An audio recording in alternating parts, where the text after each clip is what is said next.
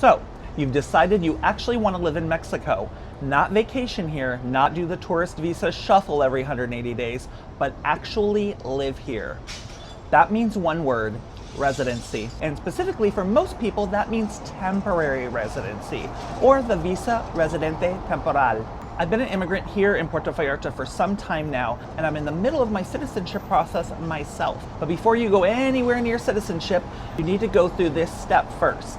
So in this video, I'm breaking down exactly what temporary residency is, the different ways to qualify, what documents you need, and what it actually costs in 2026. And that one mistake that trips up most people more than anything else. Let's get into it. So let's talk about what temporary residency actually is.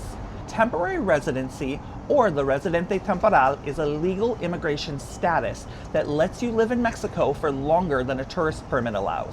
Your basic tourist FMM caps out around 180 days. Then you have to return to wherever you're from. And you can't just keep renewing it forever and call that a life. Temporary residency is the actual on-ramp to becoming a resident here. So here's the timeline.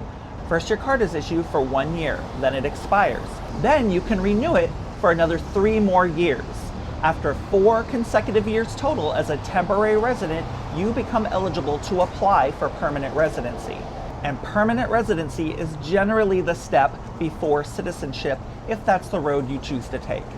One thing people get wrong constantly: you cannot apply for permanent residency from inside Mexico while you're here on a tourist permit. The initial application has to happen at a Mexican consulate in the country you are from. Most people do this at the consulate in their home country. However, there are plenty of people that do it during a visa run to a third country as well. So step 1 is always outside Mexico to begin the process. Now let's talk about the 4 ways to qualify. This is the part actually everyone wants to know. There are 4 main pathways to temporary residency, and you only need to qualify for one of them. The first pathway is economic solvency. This is how the vast majority of people get their visas, probably 80 or 90% of all applicants. You have to prove you have enough money coming in or enough money saved up in investments or the bank in order to qualify. There are a couple different ways to prove this. One is through monthly income.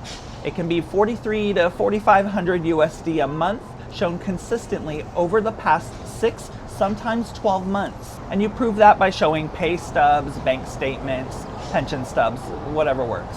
Or you can show savings statements totaling $73,000 or more over the past 12 months. That has to remain an average balance, by the way. You only need one or the other. You don't need both. Now, an important caveat: these numbers are not identical at every consulate. The official calculation is supposed to be based on something called an UMA, it's a government economic reference unit. But a lot of individual consulates still lean on Mexico's daily minimum wage instead, which is higher. So depending on the consulate you apply through, the actual number could shift. Always confirm the current figure with the specific consulate you are using before showing up with your paperwork. Let's talk about pathway number 2. If you are the spouse, child, or parent of a Mexican citizen or an existing Mexican resident, you can qualify through the relationship itself. No proof of income required. Pathway number 3 is real estate ownership. If you own property in Mexico above a certain value, we're talking several $100,000, depending on the year and the peso exchange rate. That ownership alone can qualify you. And now we have pathway number 4, a work visa. That is what I came here on.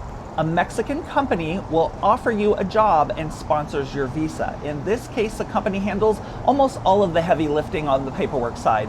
This path also comes with a permission to work, which the economic solvency path does not give you automatically. So it's either income, family, property, or job offer. Now let's go through the actual process step by step. It is a 2-stage process. Stage 1 happens at the Mexican consulate outside of Mexico. You book an appointment. Most people do this through the consulate's online portal. At your appointment, you show up with your documents, your passport, your proof of qualifying pathway, bank statements, marriage certificate, property deed, whatever applies to you, passport photos, and the actual application form. You'll do an in-person interview. This usually is pretty routine. They're mostly confirming that the documents match what you submitted and asking a few basic questions about your plans in Mexico. If approved, they'll put a visa sticker in your passport. That sticker is not your residency card. It's your entry permit. It's valid for one single entry into Mexico, and you have to use it within 180 days of issuance. Stage 2 happens inside of Mexico. Once you enter Mexico on that visa sticker, you have 30 days to go to the local INM office. That's the Instituto Nacional de Migración, and begin the process to convert that sticker into an actual physical residency card. It's 30 days, not 30-ish days, not whenever I get settled, 30 days from entry. Miss that window and you can run into some real problems and complications, sometimes having to restart the whole process over from scratch. This is genuinely the single most common mistake I hear about from people going through this. So personally, I suggest doing it as soon as you arrive in Mexico and get it out of the way. At the INM appointment, they'll take your biometric fingerprints, photo, and eventually issue you a physical residency card, the one with your CURP number on it. That card actually makes you a documented resident living in Mexico day to day. Okay, let's talk about costs. There's more than just the financial requirements of being able to prove how much money you have or how much money you have coming in. The consulate visa fee itself is relatively small, roughly around $50 to $55 USD for the sticker. The bigger cost is on the Mexico side at the INM for the actual residency card.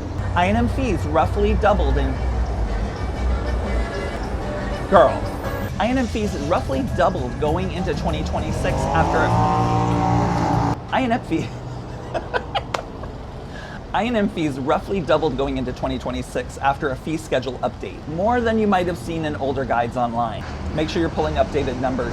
Beyond that, once you're a temporary resident, there's something a lot of people don't expect. You're required to register with SAT. It's Mexico's tax authority, kind of like the Mexican IRS. And you need to get an RFC, which is your tax ID number, similar to a social security number in the United States. Whether you owe any Mexican taxes or not, every resident over 18 needs one.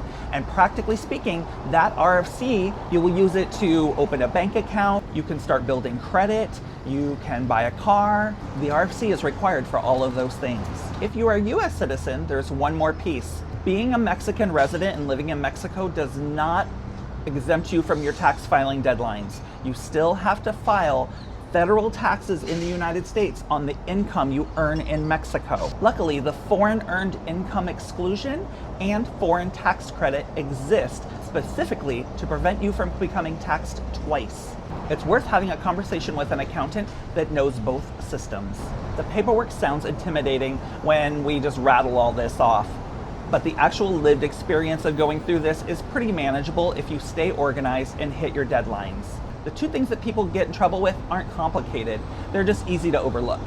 For instance, applying from inside Mexico when you need to be outside, or blowing past that 30-day window. Everything is just paperwork and patience. And I'll say this, going through this process is part of what it actually means to build a life here, not just visit one. It's not glamorous, but it's what you have to do. So if you're in the middle of this process yourself, or you've got questions about a specific pathway, the family, the property, the work visa, drop it in the comments and I'll get to it. If this helped you make sense of the process, subscribe. I've got the next video in this series coming out next week that covers the permanent residency portion of this. So you're not gonna wanna miss it. If you like my content, give me a like, a follow, or leave a comment. Thanks, have a great day.